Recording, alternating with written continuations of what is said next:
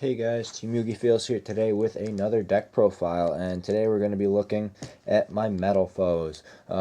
This deck is really fun, and for a while I was messing around with a couple decks because I wasn't sure what I want to play. And right here, this looks like the deck that I definitely want to play. Does a whole lot of stuff, very explosive and versatile. Can very easily go from being a more stun-based deck to being an aggressive deck, or an aggressive deck to a stun deck.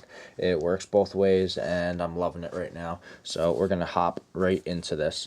So we play 3 of each Metalfoe guy, because they're all pretty good. In my opinion, the level 2 is probably the worst because you can't do as much with it, but he still does a lot of stuff regardless.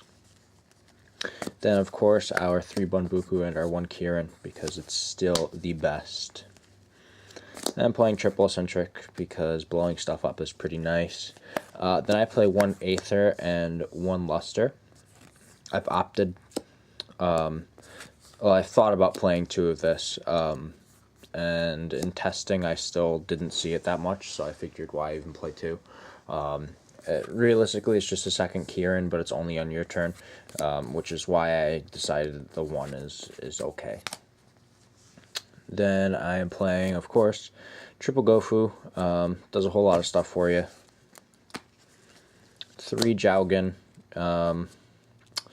Jowgen's really broken. There's like no doubt in my mind that Jowgen makes this deck really good, because after you get all your summoning done that you haven't done for pendulum summoning, you could pendulum summon this in defense position, and wreck most decks very easily.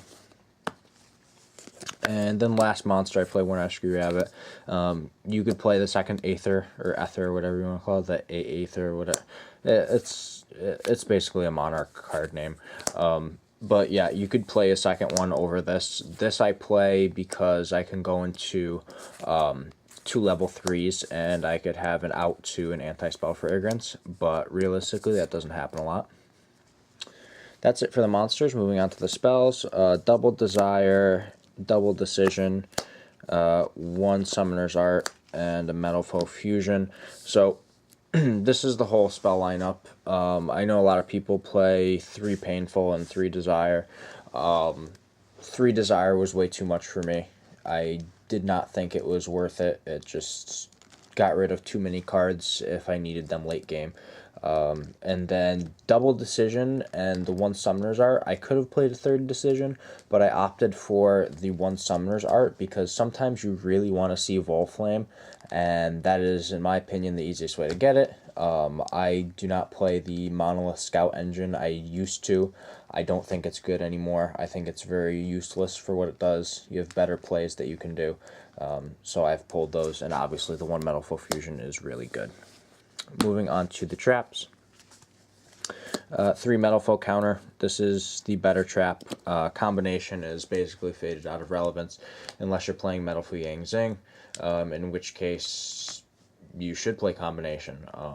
But with Metalfoes specifically, as a deck, you should be playing 3 of this instead, because this card is really good. Then, even though I'm not playing Ariadne, I did opt for the triple strike.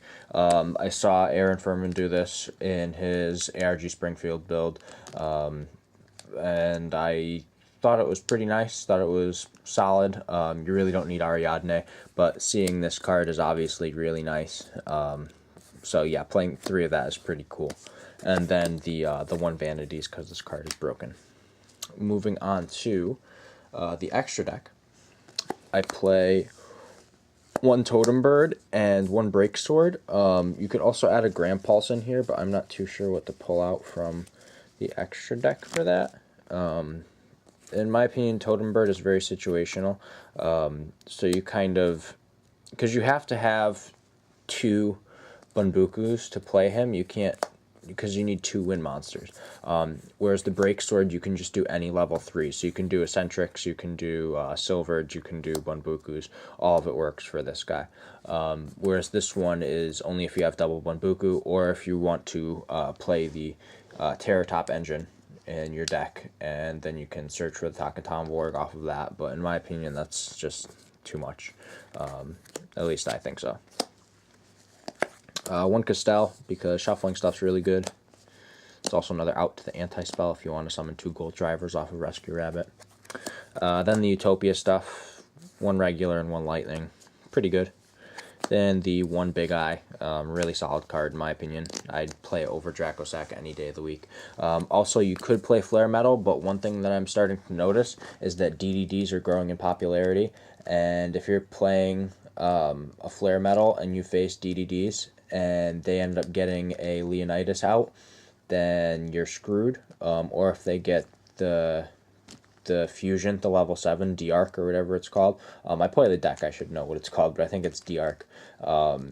Then they're just going to gain every time you do a Flare Metal. So that's why I opted for the Big Eye, so I could steal stuff instead. Then the Synchros, I play the 1 Rose Moonlight, the Stardust Spark, the Ignister, the Crystal Wing, and the Tzolk'in. So I opted to play Spark over Void Ogre because with Spark I can guard my Jowgen, and guarding my Jowgen is a lot more important to me than negating a spell or trap on the small chance that I have no cards in hand. So I would rather protect one of my guys on board with the Spark than I would sit there and hope that I have no cards in my hand at the end of the turn. So in my opinion, the Spark is better. And then moving on to the fusions. 1 Adamante, you really only need 1 of it. I used to play 2, but 1 is fine. I do double Orichalc. This card's really, really good. Double piercing, and when he goes to the graveyard, you pop a card. You can't really beat it. And then 1 of the big guy. He's just a big beater. Very useful to get over stuff that you have to get over. I love the card so much. It's won me several games because it's just given me enough damage to win the game just by that small little bit. It doesn't seem like it's too big of a difference from the 2800 but of the Orichalc, but getting this out is actually pretty significant, and can change a lot of your games. But that does it for this deck profile, guys. I hope you enjoyed it. Give this video a thumbs up. Don't forget to subscribe. Comment down below what you'd like to see next. And this is Team Yugi Fails signing out.